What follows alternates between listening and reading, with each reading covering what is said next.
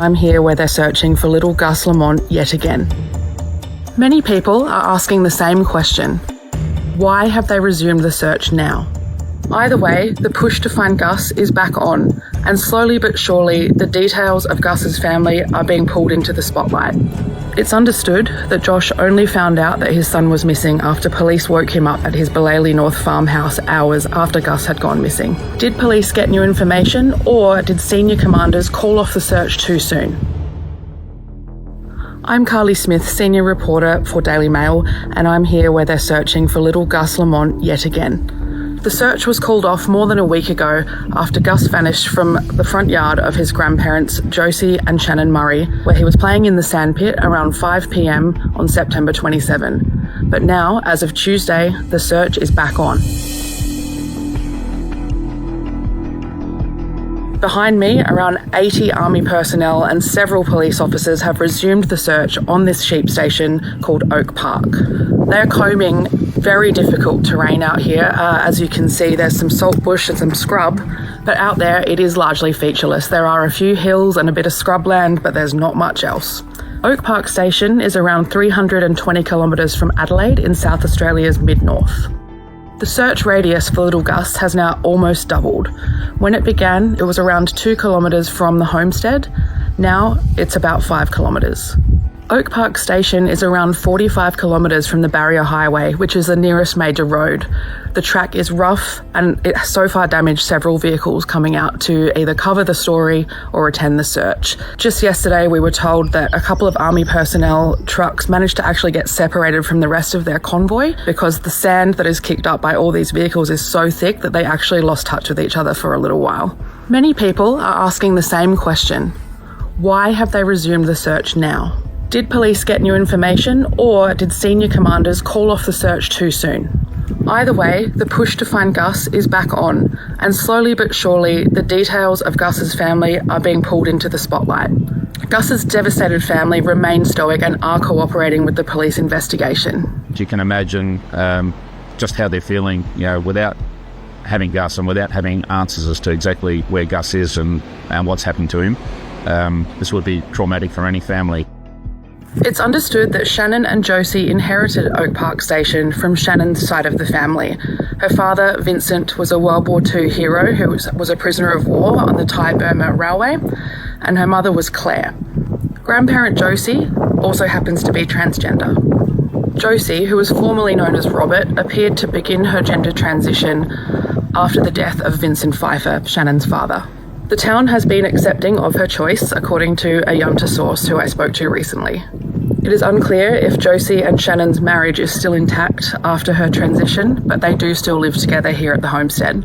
The family is incredibly private and actually took them 6 whole days to release a photo of little Gus after he went missing, which they were criticised for on social media. Gus's mother Jessica, whose own long blonde curly hair is very similar to that of her son's, also lives here on the homestead together with her 1-year-old son Ronnie. Gus's father, Joshua Lamont, lives separately to the family and does not live here on the station. Instead, he lives in Adelaide North near Jamestown, which is around a 2-hour drive away. Joshua is said to have a commuter relationship with his partner Jess. We understand that he travels between his home in Adelaide North and the homestead here, but the word among sources in the region that are close with Joshua say that he doesn't quite get on with his parent-in-law, Josie. It's understood that Josh only found out that his son was missing after police woke him up at his Adelaide North farmhouse hours after Gus had gone missing. I spoke to Gus's grandparent, Josie, last week, who said, "We're still looking for him. You can't help.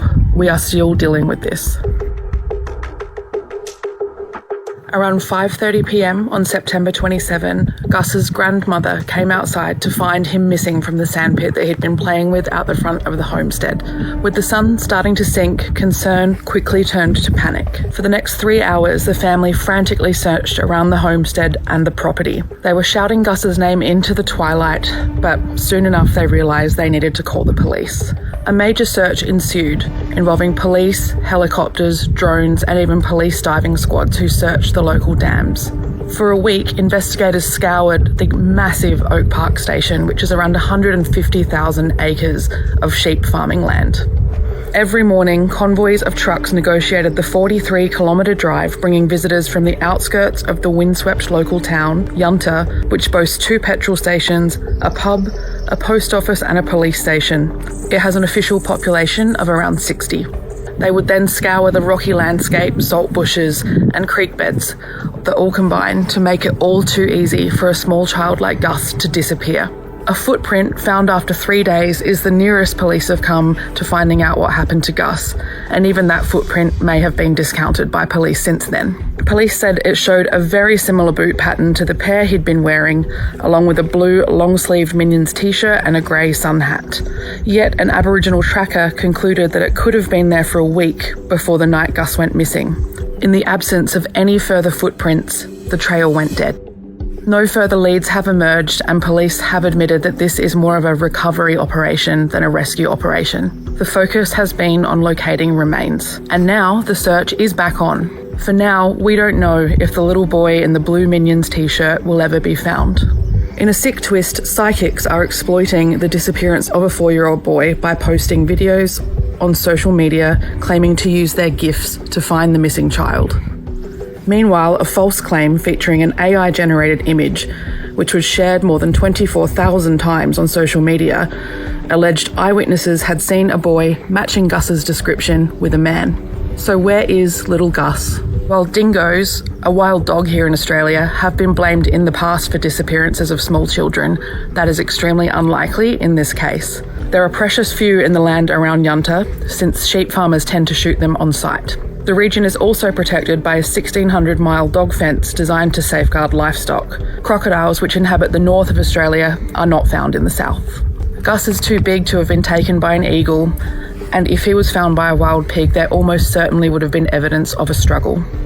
Police divers have searched every pond and water tank in the area, although some think Gus may have fallen into a well or a mine, but none have been found within several miles of the property. There are precious few naturally occurring sources of food out here, which is why experts think it's very unlikely that a little boy would have been able to survive this long in the outback. So while the mystery of Gus Lamont's disappearance is yet to be solved, chances are that the little boy who was wearing a Minions t-shirt with his adorable curly blonde hair will be found safe and well are fading each and every day.